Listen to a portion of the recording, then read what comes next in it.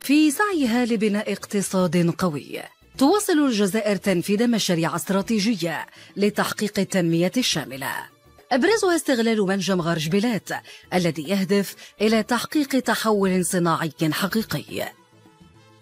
يرافق المشروع بنية تحتية متطورة تشمل شبكة سكة حديدية لضمان نقل الإمدادات اللازمة لتطوير الصناعات الثقيلة والخفيفة وتعزيز ارتباط الجنوب الغربي بالمراكز الحيوية شمالا.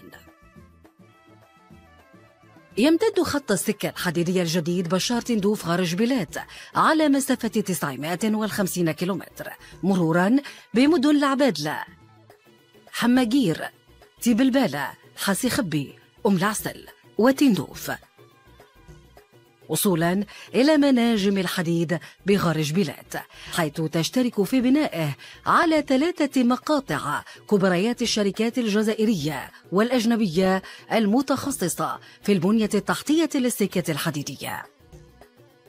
بعد أكثر من عام على إعطاء إشارة الانطلاق لبناء هذا الخط الاستراتيجي،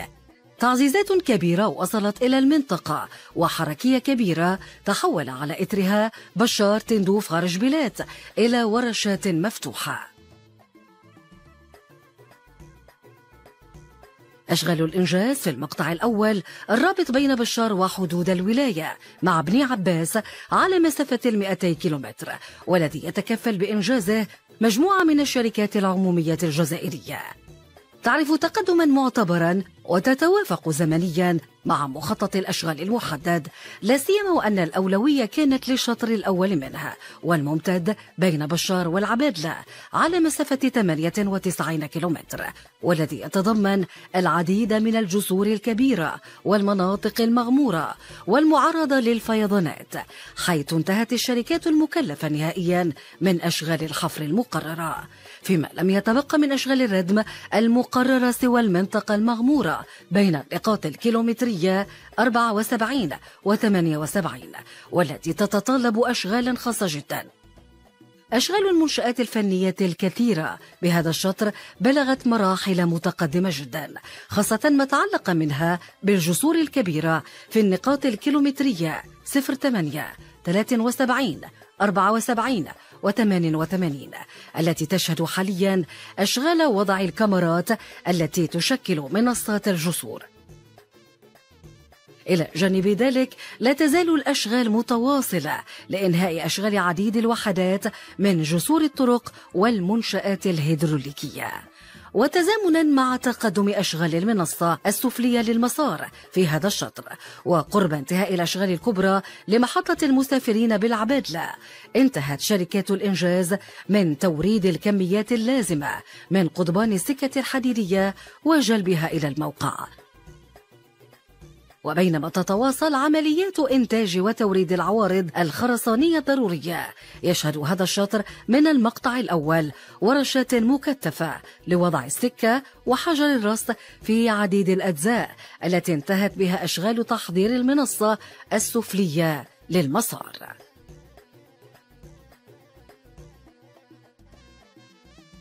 بالمقطع الثاني الممتد على مسافة 175 كيلومتر بين أم العسل وتندوف، الذي تتولى إنجازه مجموعة أخرى من الشركات العمومية،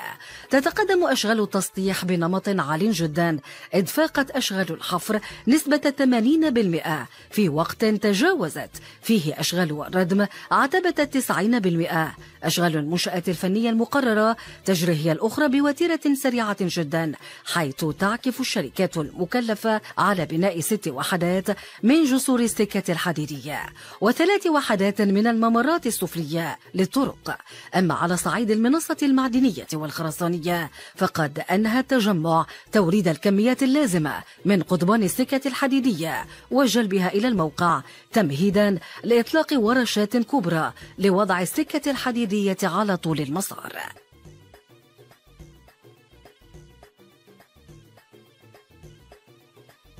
في المقطع الثالث تتكفل شركة كوسيدير للأشغال العمومية والشركة الصناعية لإنجاز السكك الحديدية CRCC بإنجاز 575 كيلومتر من البنية التحتية للسكة الحديدية على جزئين.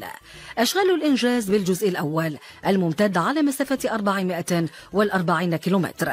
تعرف وتيرة متسارعة في أشغال التسطيح التي تجري على مدار الساعة في أغلب الورشات، خاصة أشغال الحفر باستخدام المتفجرات في عديد النقاط، والتي تجري بمعدل 3 أيام في الأسبوع وبوتيرة مكثفة جدا. أما على صعيد المنشآت الفنية فبينما تسابق شركات الإنجاز الزمن لتحضير أساسات وأعمدة الجسور، تشتغل الورشات التقنية بأقصى طاقاتها لتحضير كمرات الجسور والمنشآت الهيدروليكية مسبقة الصنع، علما أن هذا الجزء يتضمن تشييد 15 وحدة من جسور السكة الحديدية بالإضافة إلى 3 وحدات من جسور الطرق. فيما يتعلق بالمنصة العلوية للمسار فقد عمد القائمون على المشروع إلى تشغيل سلسلة الإنتاج الثانية لمصنع العوارض الخرسانية ليصل معدل الإنتاج اليومي إلى 2000 وحدة، لا سيما وأن هذا المصنع يضمن تأمين الكمية اللازمة من العوارض الخرسانية لهذا المقطع من الخط المنجمي الغربي بجزئيها. أما في الجزء الثاني من المقطع والذي يربط تندوف بغرج بلات مسافة 135 كيلومتر فقد تقدمت كثيرا أشغال التسطيح العام ببلوغ أشغال الحفر نسبة 60%، بينما تجاوزت أشغال الردم نسبة 70%.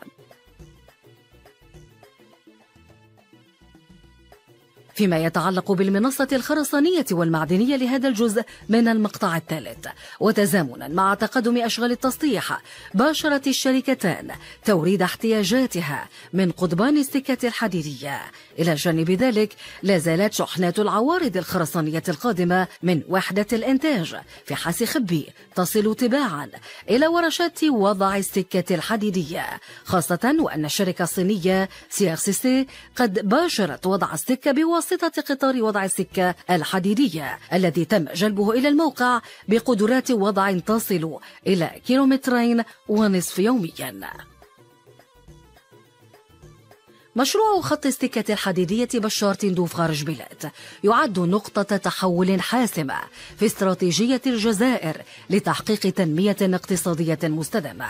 ويعكس تصميمها الراسخ على تعزيز الشبكة الوطنية للسكك الحديدية.